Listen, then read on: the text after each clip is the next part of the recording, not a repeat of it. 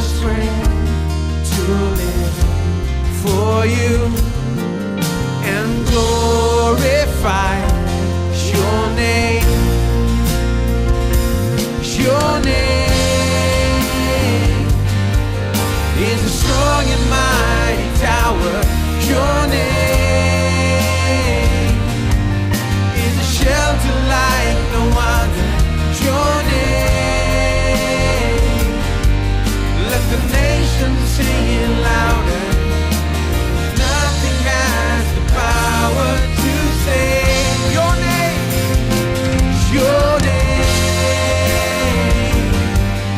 is a strong and mighty tower. Your name is a shelter like no other. Your name, let the nations sing it louder. Nothing has the power to save. Oh, your name is a strong and mighty tower. Your name is a shelter like no other. Your name, let the nations sing it louder. Nothing has the power to save but your name.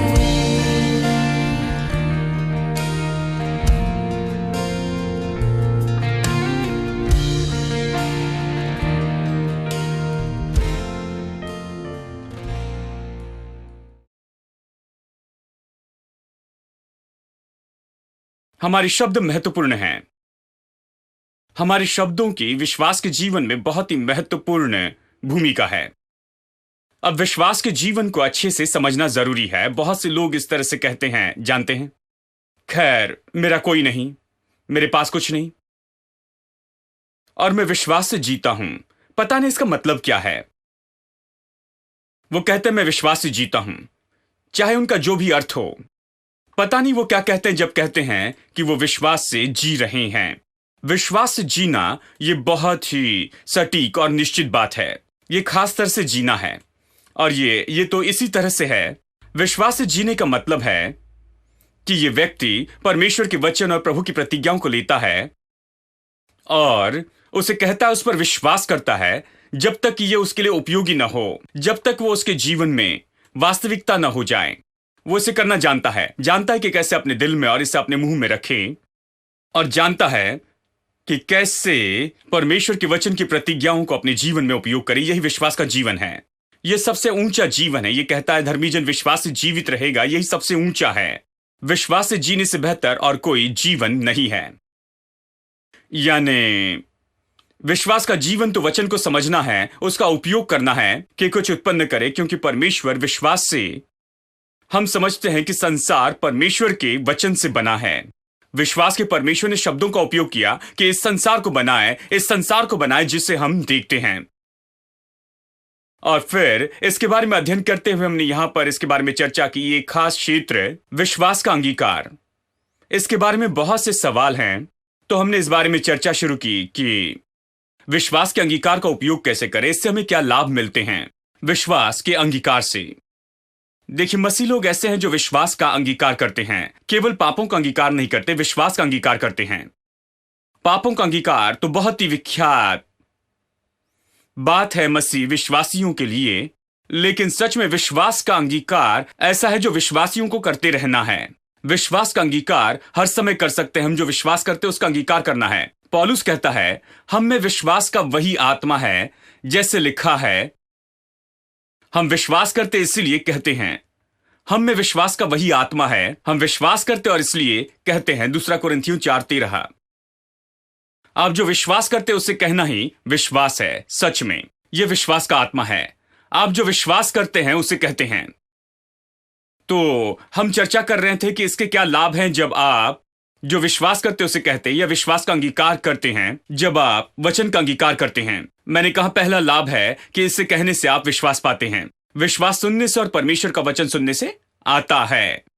जैसे आप सुनते रहते हैं, निरंतर सुनते हैं, विश्वास आता है। केवल रविवार को एक बार नहीं, सभाओं में हफ्ते में एक बार, लेकिन जैसे आप इसे सुनते रहते हैं, आप खुद परमेश्वर का वचन कहते हैं, प्रभु की प्रतिज्ञाओं को कहते हैं, तो अच्छे से सुनते हैं। विश्वास ऐसे ही आता है। ये पढ़ने से नहीं आता, प्रार्थना करने से नहीं आता, ये सुनने से आता है। सुनने का मतलब आप इसे लेते, अपने मुंह में रखते, इस तरह से विश्वास आता है। दूसरी बात, देखा विश्वास कैसे हमारे मन को नया बनाता है, हमारे मन से गड़बड़ी को निकालता है, मन से सारी गड़बड़ी खाली करता है और हमारे मन को प्रभु के वचन से भरता है। कैसे गंदगी निकलती है, कैसे परमेश्वर के विचार हमारे होते हैं। आप परमेश्वर के बहुत से वचन को लेते हैं, उसे कहने लगते हैं, इससे मन में जो कुछ भी गंदगी है वो निकल जाती है, इस कहे गए ज्यादा वचन के कारण जिसका आप अंगीकार करते हैं। इस तरह अपने मन में से रखते हैं, अपने मन को आप भरते हैं। जब तक आपका मन प्रभु वचन से न भर जाए, विजय नहीं पा सकते। तीसरी बात, देखा कि कैसे विश्वास दिल को तैयार करता है। विश्वास का वचन का अंगीकार, विश्वास का अंगीकार हमारे दिल को तैयार करता, प्रभु वचन का अंगीकार दिल को तैयार करता है। दिल की तैयारी और मुंह का उत्तर परमेश्वर का है, इस तरह से बाइबल कहती है। परमेश्वर आप में और आपके द्वारा जो पाना चाहता है, यह इसे कर सकता है केवल इसके लिए आपके दिल को तैयार करने के द्वारा। प्रभु इसके लिए आपके दिल को तैयार करता है और ये तैयारी परमेश्वर के वचन के द्वारा होती है। जिस तरह से दिल तैयार होता है, वैसे ही हमारा मन भी प्रभु वचन से तैयार होता है। चौथी बात मैंने आपको बताई थी, ये जवाब की किताब है। जब आप वो कहते हैं जो यहां पर है, प्रतिज्ञा यहां है, आप अपने सामने जवाब रखते हैं समस्या के बजाय। हम तो समस्याओं को सामने रखने में बहुत माहिर हैं, बस समस्या के बारे में कहते रहते हैं। जवाब के बारे में कहना, यही तो चाबी है। इसलिए हम यहां पर आते हैं। रविवार की सुबह इतने लोग यहां पर क्यों आते हैं? सब कुछ छोड़कर आते हैं, सब कुछ दूर रख के यात्रा करके आते हैं, दूर से आते हैं, खर्च करते हैं, इतना परिश्रम करते हैं, यहां आते हैं। क्यों? क्योंकि चर्च ऐसी जगह है जहां हमारी मदद होती कि हम जीवन की समस्याओं के जवाबों पर गौर करते जाएं। ये जवाब की किताब है। हम साइंस की किताब से प्रचार नहीं करते, उसमें कुछ गलत नहीं है, आप इसे स्कूल और कॉलेज में पढ़ सकते हैं। यह हम बाइबल से प्रचार करते हैं। बाइबल जवाब की किताब है। हर एक समस्या का जवाब यहां पर है। इसलिए हम यहां पर आते हैं, जवाब देखना चाहते हैं, क्योंकि हर कोई समस्या के बारे में कहता है। अखबार समस्या के बारे में कहता है, टीवी समस्या के बारे में कहती है, हम सब समस्या के बारे में कहते हैं, उसके बारे में कहने में माहिर है। कोई भी जवाब के बारे में नहीं कहता, और वो भी खास करके असली जवाब नहीं कहता। असली जवाब तो यह है कि परमेश्वर हमारी समस्या के बारे में क्या कहता है, यही चाबी है। तो हम जवाब पर गौर करने के लिए आते हैं। जब हम प्रभु वचन कहते हैं तो जवाब पर गौर करते हैं, समस्या पर नहीं। जब लोग वचन पर गौर करते हैं, जवाब पर गौर करते, तब आप उन्हें सफलता और विजय की ओर लेकर आते हैं। पांचवी बात मैंने बताई थी कि कैसे विश्वास का अंगीकार यह विश्वास के नियम को सक्रिय करता है। यह बहुत ही महत्वपूर्ण बात है। विश्वास का नियम, विश्वास एक नियम है। जैसे भौतिक नियम है, वैसे आत्मिक नियम है, और विश्वास आत्मिक नियम है। सब कुछ नियम से काम करता है। जैसे एक भाई ने कहा, हाँ भाई, आपको सब कुछ मिला क्योंकि परमेश्वर ने आपको आशीष दी है, लेकिन मेरे लिए पता नहीं, शायद यही परमेश्वर की इच्छा है कि मैं ऐसे ही रहूं। देखिए, तो बहाना बना रहे हैं वो जो है उसके लिए। वो सोचते हैं परमेश्वर ने मुझ पर कृपा की और आशीष दी है किसी तरह से, और परमेश्वर ने उन पर कृपा नहीं की है, उन्हें आशीष देने का निर्णय नहीं लिया। कैसे तो भी सुबह परमेश्वर उठता और कहता है, इनी मिनी माइनी मो, और यदि आप मो हैं तो ठीक है, और यदि कुछ और है तो कुछ नहीं कर पाएंगे। जानते हैं, वो सोचते जीवन ऐसे ही काम करता है। वो सोचते हैं बस ये इसी तरह से होता है और आप इस तरह से जैसे वहां पर हो परमेश्वर के सही ओर से, तो फिर आप इसे कर देंगे। यानी सुबह परमेश्वर उठता है और कहता है, ठीक है, मैं इसे आशीष दूंगा और इसे आशीष नहीं दूंगा, इससे आशीष दूंगा लेकिन उसको आशीष नहीं दूंगा। सोचते ये ऐसे काम करता है। जीवन इस तरह से काम नहीं करता है। देखिए, परमेश्वर वहां बैठा नहीं कि निर्णय लेके किसे आशीष दे और किसे छोड़ दे हर समय, नहीं। देखिए, सब कुछ नियम पर है। चलिए भौतिक उदाहरण लेते हैं। यदि मैं इस किताब को नीचे फेंकूं, यदि इस किताब को छोड़ दूं, ये नीचे जाएगी, इसलिए कहीं से नीचे फेंक दूं, क्योंकि किसी तरह से ये उड़ेगी नहीं। आप नहीं कह सकते कि शायद कुछ किताबें उड़ती है भाई और कुछ गिरती हैं। नहीं, कोई किताब नहीं उड़ती है। यदि मैं इस किताब को छोड़ दूं तो ये नीचे गिरेगी, क्योंकि यहां पर एक नियम काम कर रहा है। ये नियम हमेशा काम करता है, चाहे मुझे पसंद हो या ना हो, या इसके बारे में मैं ना जानूं, ये काम करेगा। अगर मैं बिल्डिंग से कूदूं तो मैं नीचे जाऊंगा, ऊपर नहीं। मेरे उड़ने की संभावना नहीं है। यदि उड़ूं तो कुछ गलत है। जानते हैं, किसी ने कहा मैं बॉम्बे से यहां पर उड़ते हुए आया हूं। नहीं, आप उड़े नहीं, हवाई जहाज आपको उड़ा कर लाया है। यानी आप उड़ नहीं सकते, आप मनुष्य हैं, उड़ नहीं सकते। आप नीचे जाते क्योंकि गुरुत्वाकर्षण का नियम होता है। आप उड़ नहीं सकते हैं, ऊपर नहीं जाएंगे, नीचे ही आएंगे। ये तो गुरुत्वाकर्षण का नियम है, ये नियम है, काम करता है। यानी आत्मिक बात में भी नियम है, यहां पर विश्वास का नियम है। कुछ लोग कहते हैं खैर ये विश्वास का जीवन मेरे लिए काम नहीं करता। ये उसके जैसे जिसने सुबह उठकर टीवी ऑन किया और टीवी पर कुछ नहीं आ रहा था तो उसने टीवी कंपनी को फोन किया, आप लोगों को क्या हो गया, क्या आज आप छुट्टी पर है, क्या आज आप कुछ भी नहीं दिखा रहे हैं? उसकी इस बात के कारण लोग गुस्से में आए। इसका क्या मतलब है, हम 24 घंटे प्रसारण कर रहे हैं, अगर आपको कुछ नहीं दिख रहा है तो आप अपनी टीवी जांचें, शायद आपकी ट्यूब खराब हो गई है। जानते हैं, मैं ट्यूब के बारे में कह रहा हूं। शायद वहां पर कुछ गलत है, आप टीवी को जांच ले, टीवी को जांचे, कुछ जांच लें। हमें फोन मत कीजिए क्योंकि हम तो 24 घंटे इसका प्रसारण जारी रखते हैं। अगर आपके बॉक्स में कुछ नहीं दिख रहा है तो आपके टेलीविजन बॉक्स सेट में कुछ न कुछ गड़बड़ी है। यहां पर कुछ गड़बड़ी नहीं, हम प्रसारण कर रहे हैं, सब लोग इसे देख रहे हैं। तो प्रभु बातें कर रहा है, सब सुन रहे हैं। तो कुछ कहते हैं प्रभु मुझसे बातें नहीं कर रहा है, परमेश्वर मेरे लिए कुछ भी नहीं कर रहा है, मैंने परमेश्वर से कोई आशीष नहीं पाई है, परमेश्वर ने मुझे आशीष नहीं दी है, किसी तरह से इसने मेरे लिए काम नहीं किया है। हाँ मेरे दोस्तों, परमेश्वर चुन नहीं रहा है कि आपको छोड़ दें, या केवल परमेश्वर ने आपको आशीष देने के लिए चुना नहीं, या दूसरों को छोड़ देता है, या फिर प्रभु दूसरों को चुनकर आपको छोड़ देता है। नहीं, ये ऐसे काम नहीं करता। ये व्यवस्था से काम करता है, जिसे हम विश्वास की व्यवस्था कहते हैं। आप विश्वास की व्यवस्था के अनुसार करिए, ये आपके लिए काम करेगा। विश्वास की व्यवस्था तो किसी के लिए भी काम करेगी। यदि मैं अपनी कार की चाबी 10 साल के बच्चे को दे दूं तो मेरी कार शुरू कर सकता है। कार उसकी ओर देखकर ये नहीं कहेगी तुम 10 साल के हो, अच्छा है कि तुम निकल जाओ। यदि उसके पास चाबी है तो शुरू होगी। यह स्त्री के लिए शुरू होगी, पुरुष के लिए शुरू होगी, बूढ़े के लिए शुरू होगी, छोटे बच्चे के लिए शुरू होगी।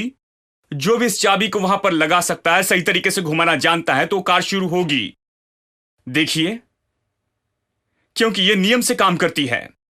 तो विश्वास नियम है, विश्वास निश्चय उन सभी के लिए काम करता है। आप जो भी हो मुझे पता नहीं, यह आपके लिए काम करेगा। मैं आपकी समस्या नहीं जानता, लेकिन जानता हूं यह आपके लिए काम करेगा, इसीलिए मैं विश्वास का प्रचार कर रहा हूं। ये काम करेगा। मैं विश्वास की व्यवस्था के बारे में प्रचार कर रहा हूं। मैं बता रहा हूं विश्वास कैसे काम करता है। मैं जानता हूं ये काम करेगा। अगर आप सुने, अगर आप इसे लेते हैं, परमेश्वर का वचन जो कहता है कि विश्वास की व्यवस्था किस तरह से काम करेगी, वो काम करेगी। आमेन। ठीक है, फिर छठी बात हम लोग चर्चा कर रहे हैं, कैसे परमेश्वर के वचन का अंगीकार हमारे अंदर एक चित्र बनाता है। वो चित्र जो परमेश्वर ने आपके लिए रखा है, आपके अंदर लाता है। परमेश्वर के पास आपके लिए चित्र है। आज आप जो भी देखते हैं वो परमेश्वर ने पहले अपने अंदर रखा था, एक चित्र के रूप में। फिर इन वचनों के द्वारा उसने उस चित्र को आकार दिया, मतलब उसके दिल में जो डिजाइन थी वो दिया। वचन से उसने ये डिजाइन दी। वचन के द्वारा उसने ये सटीकता से बताया कि ये कैसे दिखेगा और ये कैसे होगा। यानी ये भौतिक संसार जो हमारे पास में है, ये परमेश्वर के दिल से आया। ये चित्र है जो शब्दों के द्वारा प्रकट हुआ। यीशु उसके व्यक्तित्व का प्रकट रूप है, यानी परमेश्वर का। इसका मतलब यीशु वो चित्र था। मैंने पिछले हफ्ते आपको बताया, यीशु परमेश्वर के दिल में चित्र था, जैसे कि ये संसार एक चित्र था। यीशु परमेश्वर के दिल में एक चित्र था, और वो चित्र ऐसा चित्र था जो परमेश्वर ने मनुष्य के लिए रखा, कि मनुष्य जो मनुष्य है वो कैसा हो जाए। ये सिद्ध मनुष्य का चित्र है।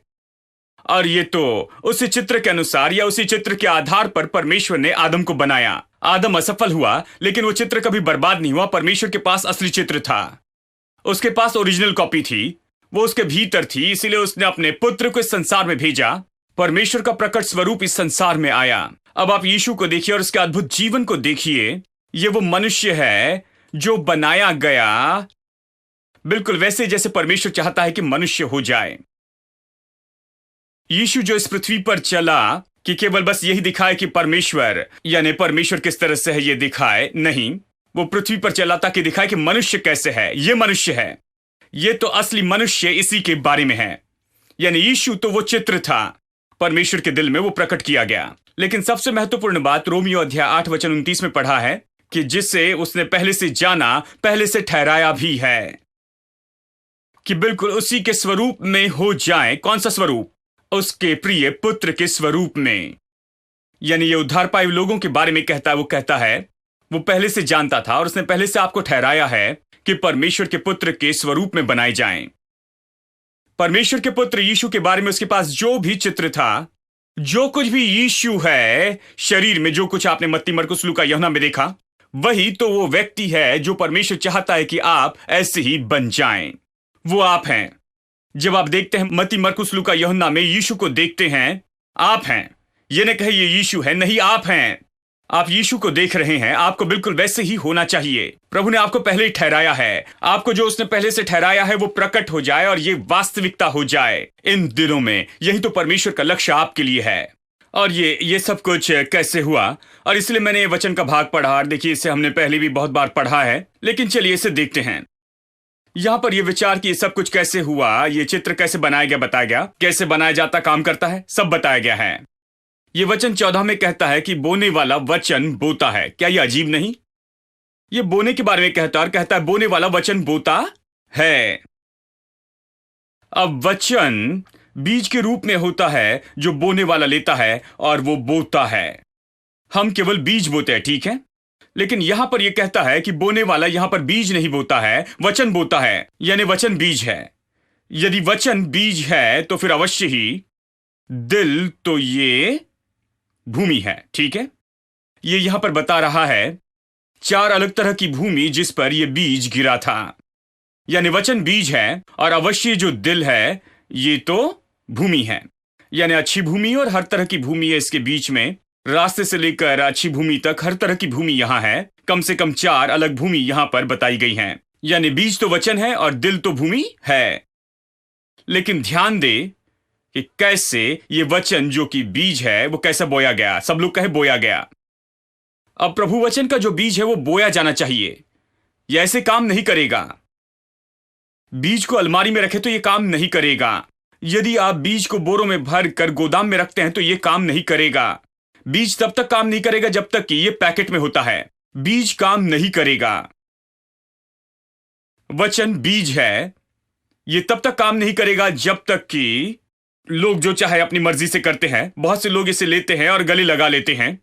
वो कहते बड़ी बाइबल है क्योंकि इसे गले लगा सकता हूं। ये गले लगाने से काम नहीं करेगी। कुछ लोग सुबह और शाम के समय इसे चूमते हैं। ये काम नहीं करेगा। देखिए, ये बीज है। परमेश्वर का वचन तो बीज है। ये गले लगाने से काम नहीं करता। किसान बीज को लेकर गले लगा सकता है। किसान बीज को चूम सकता है सुबह और शाम को। हाँ, किसान इसे लेकर अपने तकिया के नीचे रख सकता है, इस पर सो सकता है। क्या आपको लगता है दूसरे दिन उसके तकिया के नीचे से कुछ बढ़ेगा, क्योंकि वो उसे तकिया के नीचे रखकर सोया था?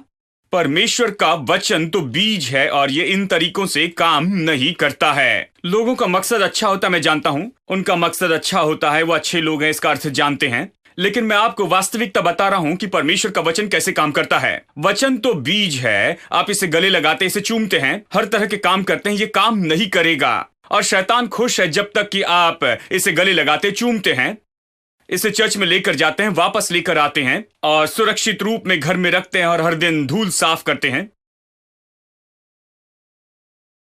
और उसके सामने झुकते भी हैं। शैतान के लिए सब कुछ ठीक है, कहता है हां तुम इसे कर लो, ऐसे ही करते रहो। मैं चाहता हूं कि तुम व्यस्त होते जाओ, ऐसे ही बस तुम करते चले जाओ। लेकिन जब आप इसे लेते हैं, इसे बोते हैं, इसे कैसे बोते हैं? देखिए, यदि ये बीज है तो कैसे बोते हैं? देखिए, किसान बीज लेता है और उसे फेंकता है। देखिए, ये तो पहले बैग में था, लेकिन उसे लेता है और वो उसे बिखेरता है। वो कहते हैं ठीक है, यानी बीज को बोता है। अब आप परमेश्वर के वचन के बीज को लेकर कैसे अपने दिल में इसे बो सकते हैं? आप परमेश्वर के वचन का बीज लेते हैं और इसे अपने मुंह से बोलते जाते हैं कि ये जो वचन है ये आपके दिल में बोया जा सके। आप बीज छितराते हैं, आप लेते हैं, इसे बोलने से इसे आप बोते हैं। और जैसे आप इसे बोलते हैं और इसे बोते हैं तो फिर शैतान काम पर लगता है। जब तक आप इसे चर्च में लेकर जाते हैं और वापस लाते हैं, वो खुश है। हेलो, वो खुश है जब तक कि आज आपने अपने 2 अध्याय पढ़े हैं और आप अपने आप को बहुत धार्मिक समझते हैं। वो कहते हैं ठीक है, मुझे कोई परवाह नहीं है।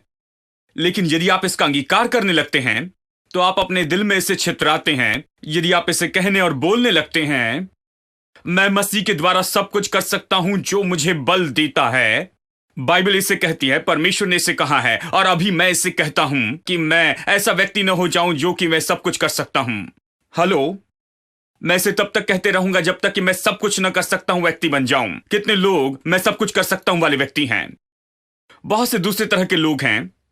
ऐसे लोग हैं जो कहते हैं मैं कुछ भी नहीं हूं। क्या ऐसे लोगों को देखा है जो कहते हैं मैं कुछ भी नहीं हूं, मैं मिट्टी हूं, मैं तो बस मिट्टी हूं। जिस तरह से वो कहते हैं वो तो प्रकट करता है मैं कुछ भी नहीं। यहां पर देखिए ये जो जोर दिया है, आवाज और जो जोर है, जोर तो यहां पर दिया गया, जानते हैं, मैं कुछ नहीं हूं, कुछ नहीं, बस धूल हूं। देखिए क्यों? क्योंकि वो इस पर इतना विश्वास करते हैं और ये उनके दिल में इतना गया है। अपने मुंह से उन्होंने अपने दिल में चित्र बनाया है। देखिए, शैतान जानता है कि जब आप अपना मुंह खोलकर प्रभु वचन का अंगीकार करते हैं तो फिर आप एक चित्र बनाते हैं, ऐसा चित्र जो कि परमेश्वर ने अपने दिल में आपके लिए रखा है। अपने दिल में वो चित्र लेते हैं और फिर एक बार वो चित्र लेने के बाद फिर आप प्रिंट आउट ले सकते हैं। ये वास्तविकता होगा। शैतान जानता है अभी आप ऐसी जगह पर आ रहे हैं, ये यहां पर आपके लिए काम करेगा। मैं सब कुछ कर सकता हूं, ऐसे व्यक्ति हो जाएंगे। वो जानता है जब तक कि आप इसे कभी न कहें ऐसा होने के लिए आपके पास कोई मौका नहीं। इसे गले लगाए चूमे आप ऐसे व्यक्ति नहीं बन सकते। लेकिन यदि आप इसे कहने लगे तो आप इस तरह के व्यक्ति बन जाएंगे। इसलिए जैसे आप इसे कहने लगते हैं वो नफरत करता है। देखिए, कहना ही तो इसे बोना है। कहने से इसे हम बोते हैं। वचन बीज है, दिल भूमि है, और कहना ही तो बोना है। सब लोग कहे कहना ही बोना है। जब आप कहते हैं तो ये सामान्य नहीं है। भजन में बहुत ही अद्भुत वचन है। ये कहता है मेरी जीभ निपुण लेखक की कलम है। क्या आपने पढ़ा है? मेरी जीभ एक कलम है। क्या आपने कल्पना की कि आपकी जीभ कलम है? पता आपकी जीभ एक कलम है। आपको सावधान रहना है कि इससे ज्यादा लाइन नहीं खींचनी है। कुछ भी लिखती है किसी पेपर पर जिसे आप बाद में फेंक सकते हैं, या आपके दिल में लिखती है। इसलिए इस कलम के बारे में सावधान रहें दूसरे पेन से ज्यादा। हाँ, इस पेन के बारे में सावधान रहें। बच्चे को कहीं लाइन ना खींचने दे, उसे खींचने दे। आप उस कागज को फेंक सकते हैं, कुछ नया ला सकते हैं। लेकिन यदि आप अपनी जीभ से अपने दिल में हर तरह की बेकार की बातें लेकर आते हैं, दोस्तों, मैं बताऊं ये बाद में बहुत ही मुश्किल हो जाएगा, क्योंकि लोग कहते हैं वो इसका महत्व नहीं समझते हैं। हाँ भाई, मैंने इसे कहा लेकिन इसका ये अर्थ नहीं था। देखिए, मैंने बस कहा मैं कुछ नहीं हूं, लेकिन आप समझते हैं मेरा ये अर्थ नहीं था। तो मैंने कहा फिर आपने ऐसा क्यों कहा? ठीक है भाई, कोई बड़ी बात नहीं, बस मेरी जीभ थोड़ी सी फिसल गई। जानते हैं, ये तो अक्सर मेरे मुंह से निकल जाता है। ये मेरे परदादा के दिनों से है, हम बस इसी तरह से कहते हैं। कोई बात नहीं, इससे कोई फर्क नहीं पड़ता। नहीं, इससे फर्क पड़ता है, क्योंकि ये बनाता है एक चित्र आपके दिल में। आप जो भी कहते हैं ये दिल में जाता है पूरी तरह से, इस तरह से कि आप इसे बाद में मिटा नहीं सकते हैं। गहराई से दिल पर यह असर करता है। Hallelujah, hallelujah, hallelujah. Your love makes me sing. Hallelujah, hallelujah. So clap our hands. Hallelujah. Your love makes me sing. Hallelujah, hallelujah, hallelujah. Your love makes me sing. Hallelujah, hallelujah, hallelujah. Your love makes me sing. Your love is amazing, steady and unchanging. Your love is a mountain from beneath my feet. Your love is a mystery, how you gently lift me when I am surrounded. Your love carries me. Hallelujah, hallelujah, hallelujah. Your love makes me sing. Hallelujah, hallelujah, hallelujah. Your love makes me sing. Your love is surprising, I can feel it rising. Oh, the joy that's growing deep inside of me. Every time I see you, well, your goodness shines through. I can feel this God soul rising up in me. Hallelujah, hallelujah, hallelujah. Your love makes me sing. Hallelujah, hallelujah, hallelujah. Sing it again. Hallelujah, hallelujah, hallelujah, hallelujah. Your love makes me sing. Hallelujah, hallelujah, hallelujah.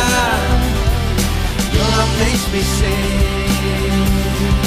Your love is amazing, steady and unchanging. Your love is a mountain from beneath our feet. Your love is a mystery, how you gently lift me when I am surrounded. Your love carries me.